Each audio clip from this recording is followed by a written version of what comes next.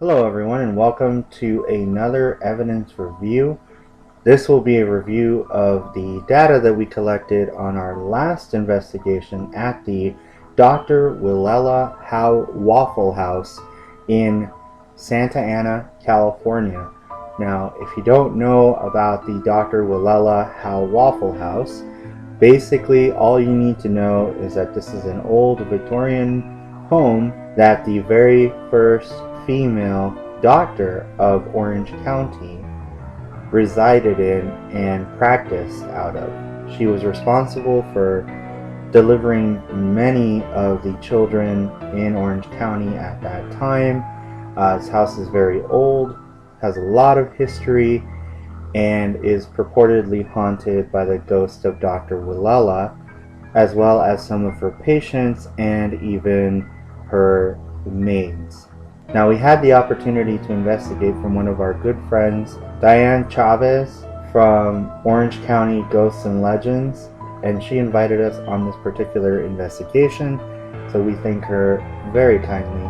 I'm joined today here, of course, by my lovely wife, Haunted Peach. Say hello. Hi everyone. And so we're going to be reviewing a few pieces of data that we collected from that investigation. We have two video clips we want to share with you, as well as two particular EVPs. So we'll go ahead and review them and just give a little bit of an explanation behind what was occurring at that time and some of the things that we found.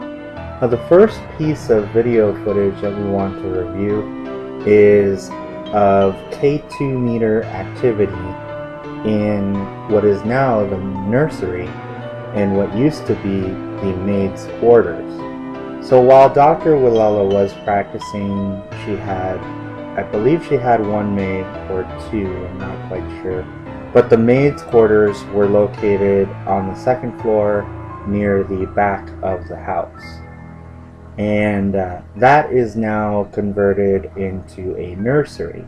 And when Haunted Peach and I first walked into the nursery, we decided to do a scan. Haunted Peach took the K2 meter and did a complete scan of the entire room, top to bottom, because the ceiling is not very high. So she was able to reach different areas, and whatever she couldn't reach, I used the K2 meter for. And so we didn't pick up any K2 activity until we set the K2 meter down on this very small kids table that had like a tea set on it. And so when we set it down at first, it didn't do anything.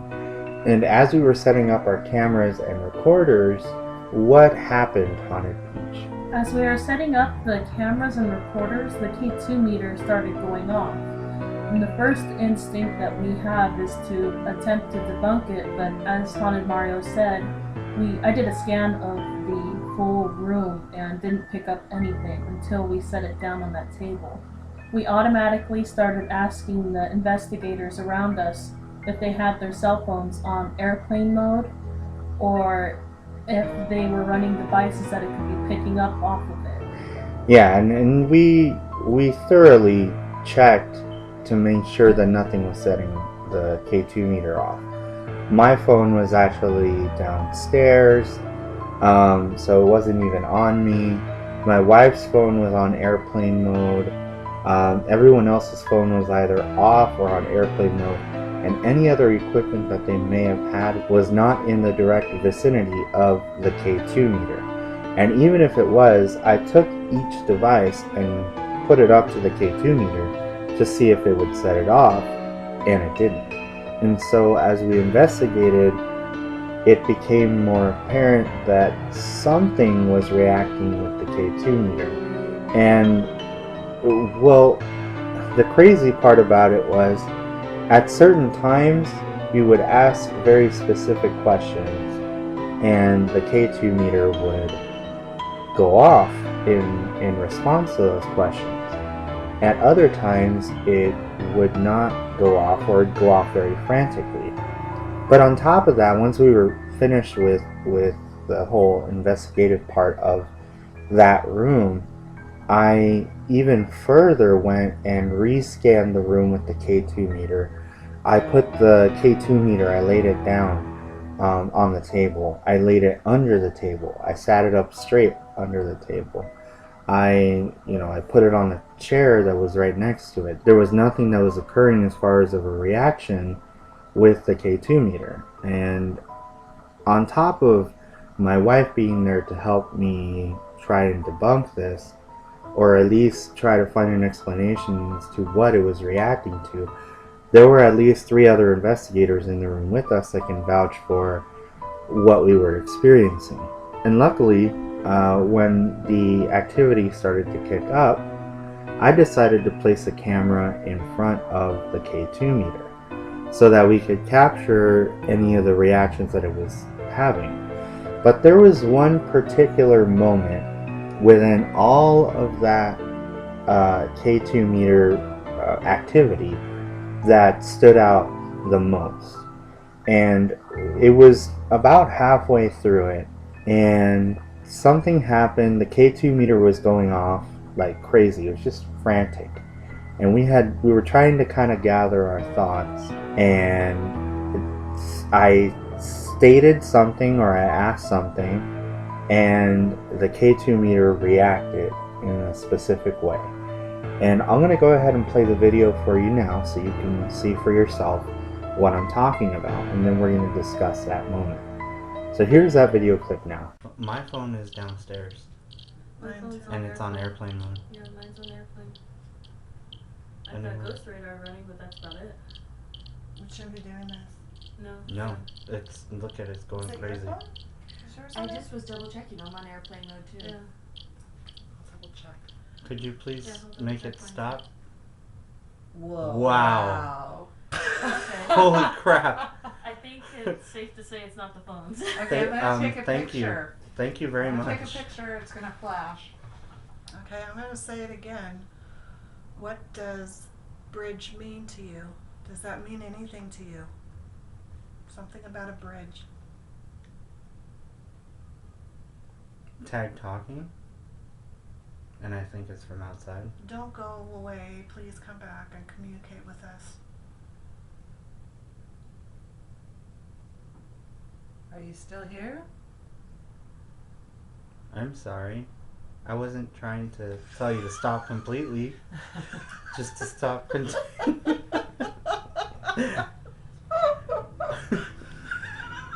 Could you just say the word again that I was thinking of? That seems to be what you were most interested in. Bridge? I promise you it's No, an I got interesting the word. word. She's back. Thank you. Okay, so as you can see from that clip, there is a lot. The K2 meter is just going off. It will not stop beeping. And we're trying to kind of talk amongst each other. And I ask it to just please stop. And what does the K2 meter do? It stops dead in its tracks. And more so, Haunted Peach, what did you find happened after that particular moment? Like, once it stopped reacting, how long would you say it was before it started to react again? I would say it was like maybe about a minute or so. Then it started to go off again. It was kind of just, it would pause and then it would go off, and someone would ask a question and it would pause and it would go off. It wasn't continuous. Yeah, and that's the weird part about it, is that it wasn't as sporadic as it was in that video clip. There were moments where it would react to certain questions that we were asking. Now, one of the things that we tried to kind of debunk it with was the Dr. Willella house is actually located on quite a busy street. And there's a lot of activity as far as traffic. And this night in particular, it seemed like there were a lot of people that were walking up and down the street. The only possible explanation that we can think of for why the K2 meter would go off the way it did is if people were walking by on their cell phones. However, that doesn't add up because when we set the K2 meter off in different areas of the room, it would not go off. And we would set it down for a few minutes at a time and it would not go off. So that kind of, it's the only explanation that we can come even close to explaining away why the K2 meter was reacting the way it was. But nonetheless, it was an interesting piece of video. So now the entire video itself is actually about 40 minutes long, and there's a lot of interaction that goes on in between. And I may do like a super cut of the specific questions we were asking that we got answers to at a later time. But this was the most significant moment of that particular part of the investigation, so that's a piece that I'm sharing with you all now. So here's that video clip again. No, it's, look at it, it's going crazy. I just was double checking. I'm on airplane mode too. Yeah. I'll double check. Could you please Yeah, make it stop? Whoa. Wow. Okay. Holy crap. Okay, so there's that clip again. And I just wanted to add one more thing that Haunted Peach actually just brought up right now. Haunted Peach, could you tell me one other thing that we tried to debunk the K2 meter going off? What we tried to do to debunk the K2 meter was, just for reference, I don't recommend doing this during an investigation, simply because if you're investigating in a group, this is going to set off other K2 meters and possibly other equipment. I took my phone off of airplane mode and I texted one of my friends to see if it would set the K2 off. And when I did this, nothing. It didn't set it off. The phone actually had to be right up against the K2 meter for it to set it off. So this tells us that whatever energy was passing by the meter or near the meter had to be directly next to it or in front of it. Now, I also mentioned earlier that I had a recorder sitting in the front of the K2 meter. Now, what we had hoped was that maybe that the K2 meter's reaction was actually a spirit trying to communicate verbally with us, and that's why the recorder was sitting right in front of it. However, upon review of our audio, it doesn't appear like we captured any EVPs or anything substantial enough for us to correlate with that activity. But we do have this piece of video, which is a very great piece of video evidence in my opinion. Is it paranormal? We're not 100% sure, but we've been trying to explain it away as much as possible, and we really can't. So for the moment, we're going to have to label it paranormal. At the very least, it's something completely unexplainable. So let's move on. We do have one more piece of video footage, but we're going to save that for last, because this is a very interesting piece of video footage that we cannot wait to share with you all. So let's move on to our very first EVP. And this was actually captured downstairs in the formal dining room. At the beginning of our investigation, we had all convened in the formal dining room conducting an EVP session. Now at this time, it is the middle of summer, it's incredibly hot, and it was quite hot that day, and they had just turned the AC on inside of the house. So keeping that in mind, and the fact that our recorders were of course picking up the sound of the AC, which was very loud, I might add, we seem to have captured a particular set of EVPs, and I say set because two voices were captured, one on each recorder, and each voice is different, but they're both saying the same thing, and that's the crazy part about it. So the way we're going to do this is we're going to review the first clip, which is from my recorder, and the second clip, which is from Haunted Peach's recorder. So during this portion of the investigation, Haunted Peach was running an app that we use quite often called Ghost Radar. And the idea of Ghost Radar is much like a Ovilus device where it picks up energy or it translates a certain signal into a word pulled from a database of words. So much like the obelisk, this device does that. Now the obelisk picks up on K2 or electromagnetic energy.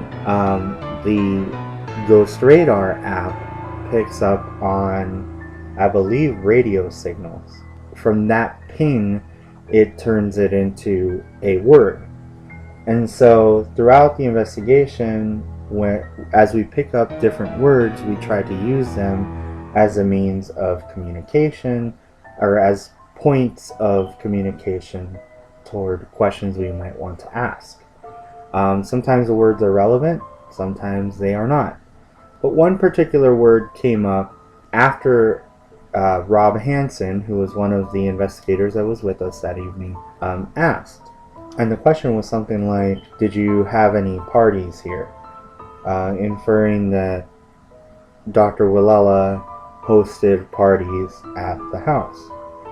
And so he asks the question, there's silence in between, and then Haunted Peach picks up a specific word on the Ghost Radar app. So we're going to go ahead and play the first clip, which is the one from my recorder, and you're listening for a particular voice in that silence. And then you'll hear Haunted Peach refer to the word that she's picked up on Ghost Radar. Well, here's the first clip from the first recorder. Did you entertain guests in this home?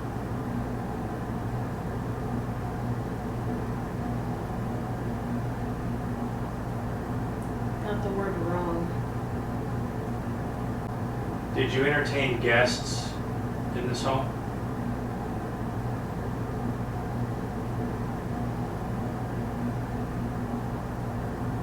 Got the word wrong. Okay, so there's that clip, and what you will hear is a male voice reply about a second or two into the silence. You'll hear a male voice reply a word, and then you'll hear Haunted Peach say the word that she picked up on Ghost Radar. Now, Haunted Peach, what was that word that you picked up? The word that I picked up on the Ghost Radar app was wrong. Yeah, when you listen to the clip, in relation to the question that's being asked, the question from Rob was, do you ever entertain or do you have parties here in the house? And you hear the response, and then you hear Haunted Peach acknowledge the word. So that was clip one. Now, what I'm going to do is now play for you the second clip from the second recorder. Now, keep in mind, these two recorders were actually sitting about 4 feet apart from each other on the table. Mine was sitting to my left, and Haunted Peach's was sitting to her right, but they were both on the table, and so these clips happened at almost the exact same time. The thing about it is the clip from recorder 1 actually comes closer to the moment where Haunted Peach acknowledges the word on Ghost Radar. The second clip, as you'll hear from the second recorder, comes a little closer to the end of Rob Hansen's question. And so I'll play that clip for you now. Again, the first clip had a male voice response. This clip will have another response that comes before the male response. You won't hear the male response in this one, which is quite odd, and that's what makes this interesting. So here's the second clip. Did you entertain guests in this home?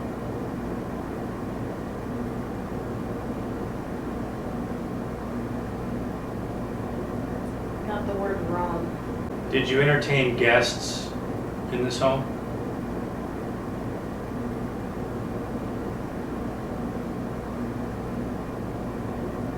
Got the word wrong. Okay, that's the second clip, and as you can hear, if you listen closely, after Rob asks his question, you can hear a female respond. Now, after analyzing these clips and really listening to them both isolated and just with headphones on, we played these over and over and over again, probably about 50 times between the both of them. And Haunted Peach, what does it sound like is being spoken by the two individuals, both the female and the male response? Both of them sound like they're saying wrong. It's the same exact word, but it's different timing, and then the voices are completely different. You can distinguish between the male and the female. Yeah. So the first, in sequence of when it occurs, you have Rob's question, then you have about a second or two of silence. You hear the female response first, then you have another second or two of silence, and then you hear the male response, and then another second or two of silence, and then you hear Haunted Peach acknowledge the word. So it's like Rob Hansen asks this question, a couple seconds, and you hear wrong, and then a couple seconds later, wrong again, and then a couple seconds later you hear Haunted Peach look down at her Ghost Radar app and see the word wrong.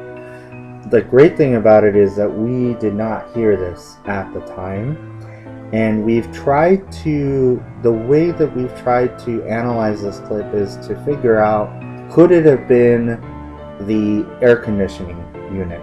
I conclude that it was not, and the reason why is that the air conditioning, as you can hear, is quite loud. You would have heard the same responses on both recorders had it been the air conditioning unit. So the same noises would have appeared on both recordings, but they do not. One appears on recorder 1, which is a male voice, and the second appears on the second recorder, which is a female voice. The other thing that could have possibly caused that is, going back to what we had said before about the K2 activity, is that there was a lot of human traffic outside of the house on the main street. So could it have been someone outside? And I might add this, that it's very easy to hear people talking outside. But what are the chances that someone would be responding the word wrong twice at the same time that Rob is asking that question? And even more so, why did we not tag it? If we had heard this voice, Haunted Peach and I make it a point to tag every little noise that we hear. And the thing about it was, we were hearing little knocks and bangs from what seemed like the air conditioning unit throughout the investigation. So we were already well aware of that. This was not that. These were voices that we did not hear at the time that appeared on these recordings. So what I'd like to do for you now is just play those two voices back to back. I'll play recorder 1 first. Immediately after, I will play the female clip a few times, so you can hear both of them together in the way that they sound. So these are the isolated clips, and I'll play them for you a handful of times each so that you can hear it for yourself. Here they are.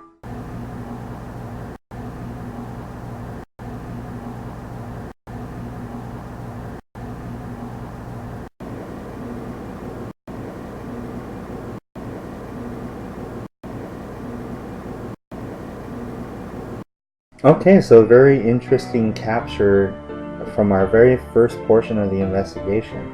These two in particular I would classify as Class B EVPs. It's sort of clear what they're saying.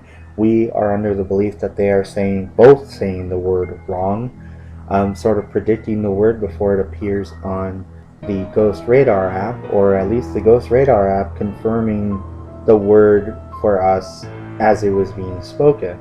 So we were quite surprised to hear that going into the review of this data, this audio data. We do have, however, one particular interesting piece of audio evidence that we'd like to review with you as well. Now this one comes from the examination room on the first floor towards the back of the house. Now, the Dr. Willella Howe-Waffle House is actually now a medical museum. It's a historic site, so the Santa Ana Historical Society takes very good care of it. Where we found out that evening that a lot of the furniture and some of the decorations and items that are there are actually not from the original house, but nonetheless they serve the purpose of setting the backdrop for what Dr. Willella and her patients and patrons that came through the area would have seen or experienced. And so Haunted Peach and I both went into the examination room to conduct some EVP sessions. Haunted Peach, when we were investigating in the examination room, is there anything in particular that stood out to you as far as the experiences that we had there? It was when we were kind of in the beginning in different rooms, and we had heard talking towards the back, and we kept going to the windows and checking to see if maybe it was someone walking by so we could tag it properly, and a couple times there were, other times there weren't. And I think it was the third time that I went over there, I could hear whispering. It sounded like two people talking back and forth over right by the medical examination office. And that's when I grabbed my recorder and I went into there. I could hear whispering in that room, and it did sound like there was movement in a lot of it. And the crazy part about the AC in this house is that the vents are actually mostly located on the floor. They're not located on the ceiling or on the walls. The vents are located on the floor, so the air shoots up. Now, you can hear, because of how loud the AC is, you can hear the air pushing through. And so what we experienced while we were investigating is that in that particular area, we should add, these whispering voices actually came from the examination room, and they mostly centered around like the wheelchair and examination chair area, which were sort of this like little secluded side room of the examination room. You can see in the picture that I posted you can see what the examination room actually looked like, and it wasn't gigantic. I would say it was maybe like a 10-foot room, 10 by 5, something like that. It was very small. Well, yeah, I echo what Haunted Peach was saying in that we were hearing whispering voices, and it sounded like conversations between almost like a doctor and a patient. Now that's not very far-fetched considering where we were investigating, but again, we can't really deny what we were hearing. Now, we didn't capture all of these whispers, but there was one in particular during an EVP session. I jokingly asked if Haunted Peach was with child, or is with child. Now, of course, she's not. Otherwise we would have announced it. So she is not with child, and so I asked that question as a joke. Upon reviewing, this is actually what we picked up. So listen to this clip very closely. You'll hear me ask my question, and then in the silence you will hear a response. And here's that clip now. Dr. Willella, could you tell me if my wife, Cassandra, is with child?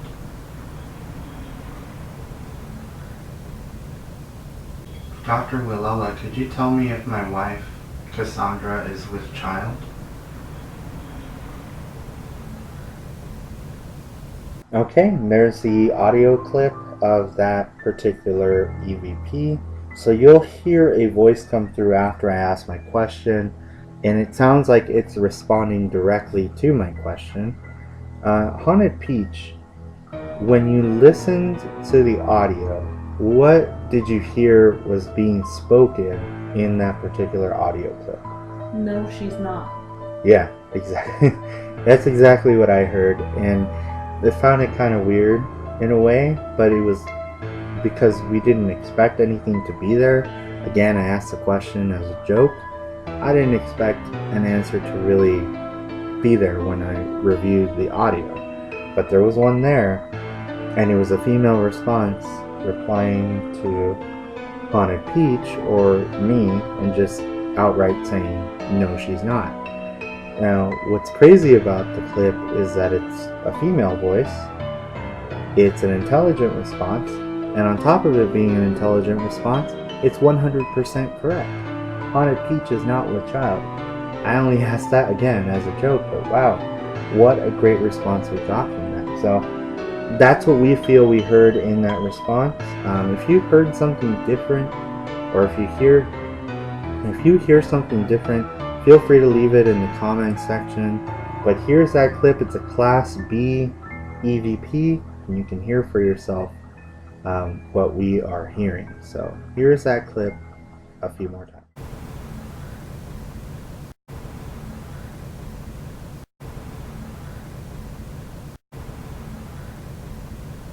Okay, great. That was the Class B EVP captured in the examination room of what appears to be Dr. Willella herself responding to my question, saying, no, she's not.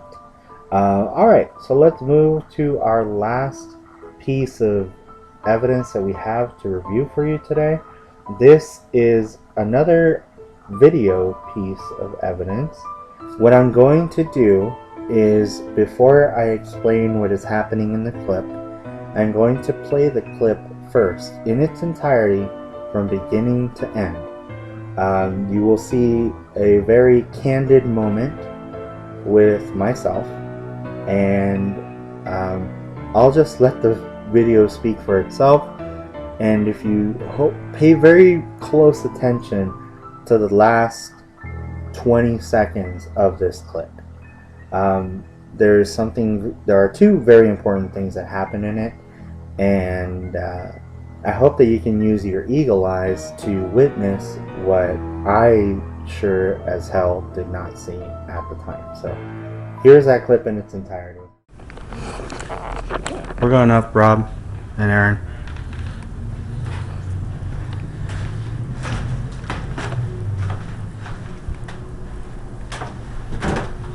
City outside.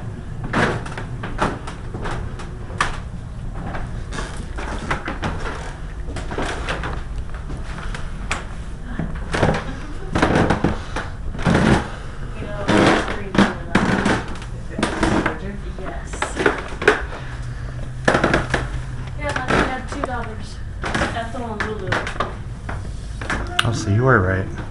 Well, I know. I remember Lulu, but not Ethel.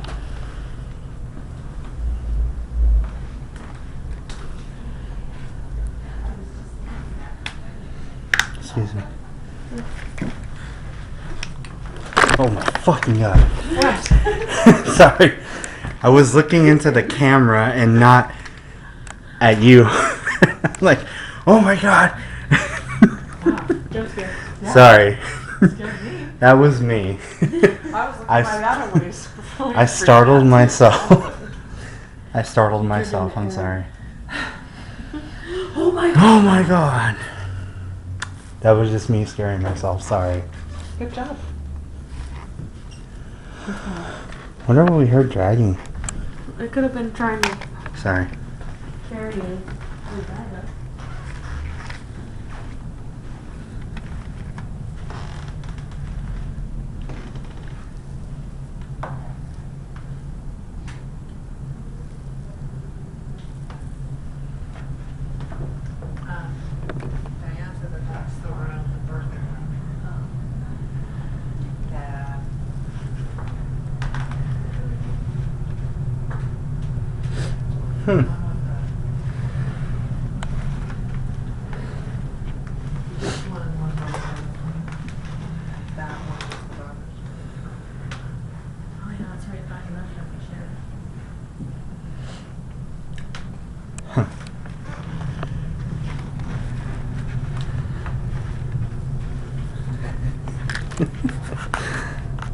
Okay, so as you can see from that clip, I practically shit myself because I startled myself by not paying attention. Now, the reason that happened was because the second floor wall, the entire house, was completely lights out. And so when I was walking up the stairs, I was only focusing on the small LED screen to the full spectrum camera. And so when I first went up the stairs, I ran into Candy, another investigator that was there, and didn't notice that she was right in the doorway, even though I had seen her physically walk into that room a few seconds before. And so as you can see, I scared myself. But that's not where this particular video clip comes into play, or where the evidence part of this comes into play. What you will see after that, after I collect myself somewhat and start going down the hallway, is that you will see me scan each room with the recorder. And you'll see me first go to what was Dr. Willella's room, and then over to her daughter's room, and then I start going down the hallway. Now as I start going down the hallway, in the video you'll hear me stop, well, you'll hear and see me stop and react to something. And then I kind of pan the camera to the right toward the stairway that goes to the attic, and then I pan it back to the nursery room.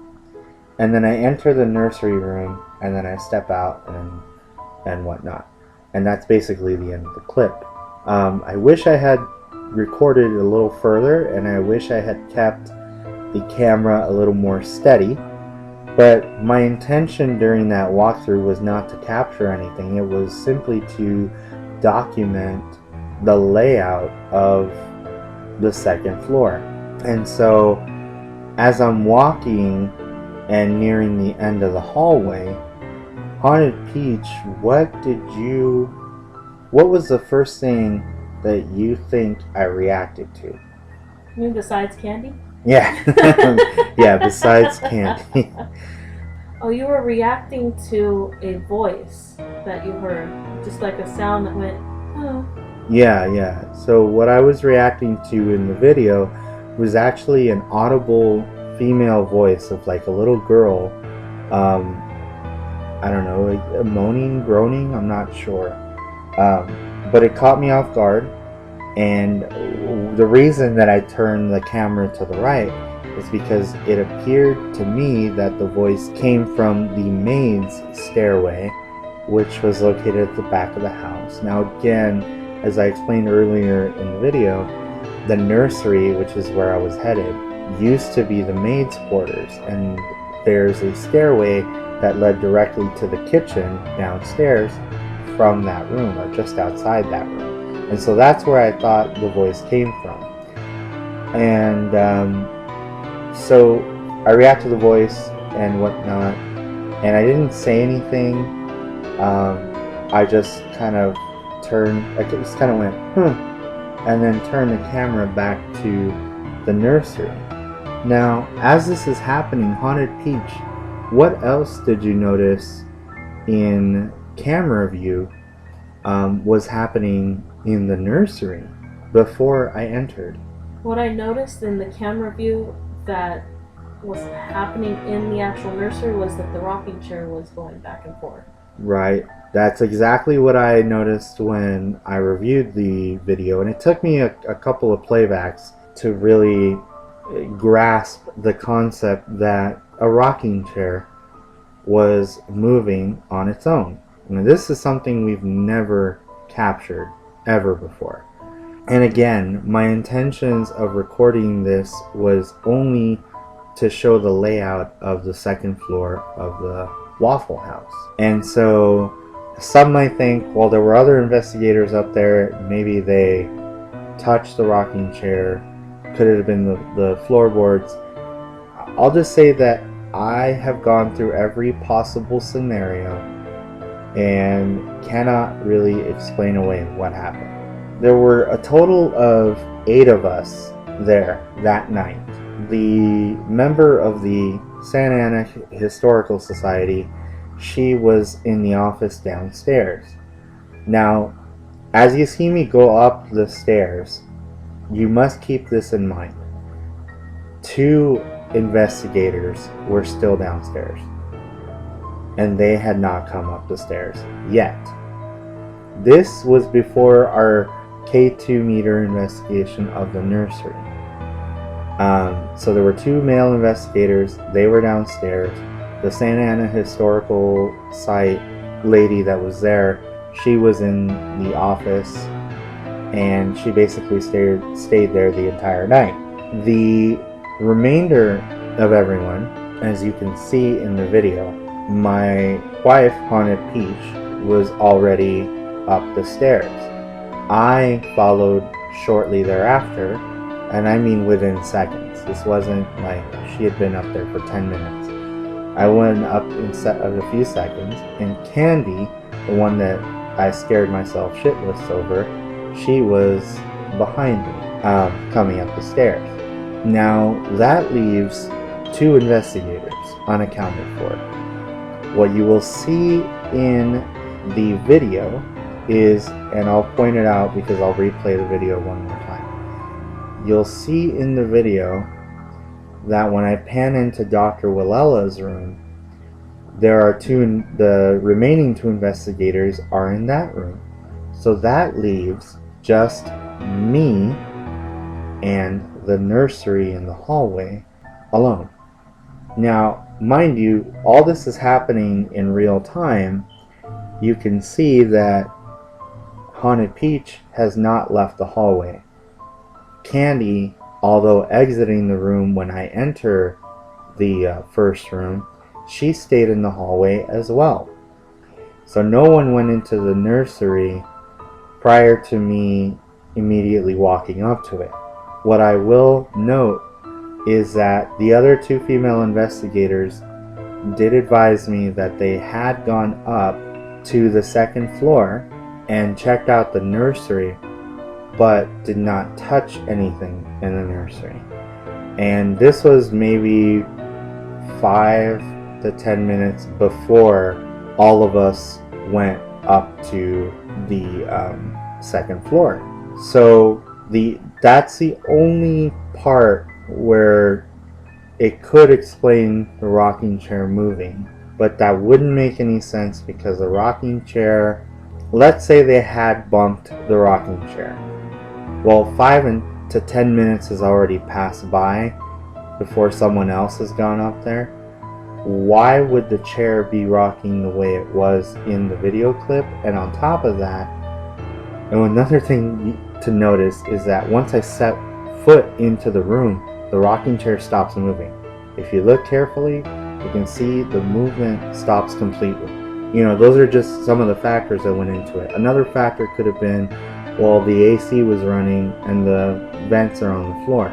That isn't possible either because the only vent that was in that room was actually located by one of the nursery beds and is actually covered by a rocking horse that sits on top of it in the corner of the room. So the air from that could not have moved the rocking chair. Furthermore, when we were all in the nursery experiencing the K2 activity, the rocking chair didn't move once at all. And had it moved, I had a camera there and I would have captured it because we all would have noticed we were all sitting around that table and the rocking chair was just immediately adjacent to the table. So taking that into account, the only possible thing left would have been, could it have been the floorboards? Again, that's not possible because, as I stated before, we were all in that room with the K2 meter going and nothing was happening. So it's not possible that it was the floorboards because people were walking in and out of that room when we were doing the K2 meter communication and the rocking chair didn't move. So again, things that we took into account going into reviewing this piece of footage, and we unfortunately can't come up with an exact explanation as to why the rocking chair was moving. I'm going to go ahead and play the clip one more time. And again, I'm walking through the dark. I did not see this with my own eyes. I only saw it upon reviewing the video. So here's that video clip again in its entirety. And then I'm going to isolate just the moment where I hear the voice, react, and you see the rocking chair moving. And I'll play that a few times so you can see. Here it is. We're going up, Rob and Aaron.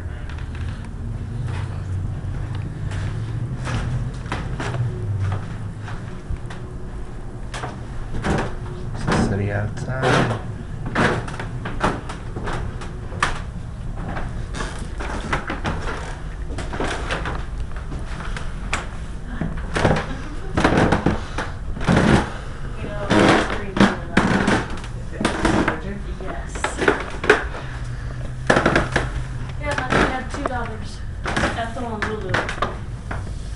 Oh, so you were right.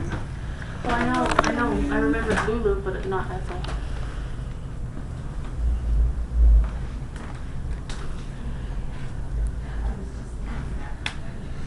Excuse me. Oh my fucking god. What? Sorry. I was looking into the camera and not at you. Like, oh my god. Wow, jump scare. Yeah. Sorry. Scared me. That was me. I was looking right at him when I startled myself. I startled myself. I'm sorry. Oh my god. Oh my god. That was just me scaring myself. Sorry. Good job. Wonder what we heard dragging. It could have been trying to Sorry. carry you.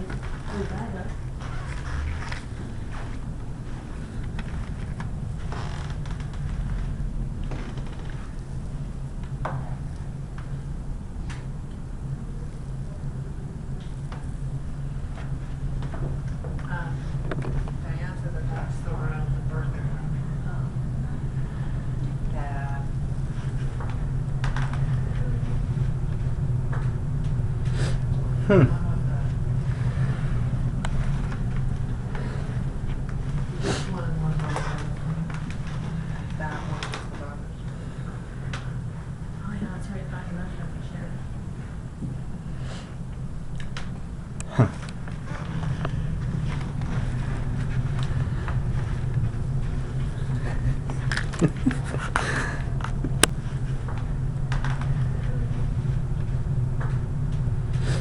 Hmm.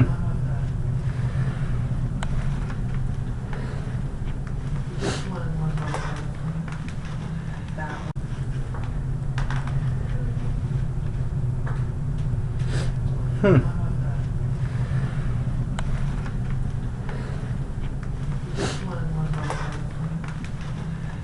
Okay, so there you have it. That's our last piece of evidence to review. As you can see, the rocking chair is moving in the video clip. The last piece that I could possibly try to even debunk it, that maybe the rocking chair movement is due to the movement of my camera, and it only appears as though the rocking chair is moving. We have taken that into account. I am not ready to call this piece of evidence paranormal, but I will say it is unexplained at the moment. I will let you all decide what you think is happening in that video clip, and if you feel you have a different explanation for it, I would love to hear it. We would love to analyze that. Again, it took us by surprise when we saw it. We're hoping that it's paranormal. Of course, every investigator hopes that. But at the same time, we do our due diligence and try to debunk as much as possible so that when we're left with real paranormal evidence, you know, we can actually label it as true paranormal activity.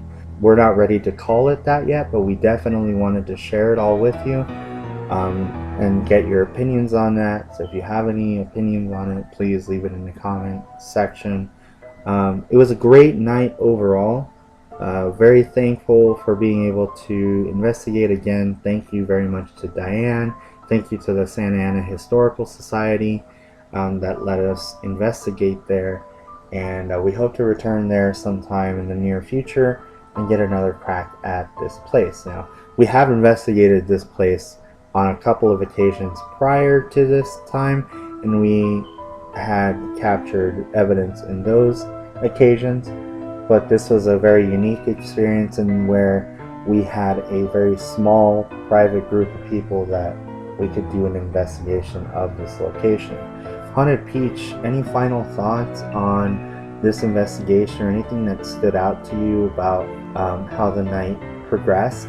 What would be the whispering I heard in the examination room?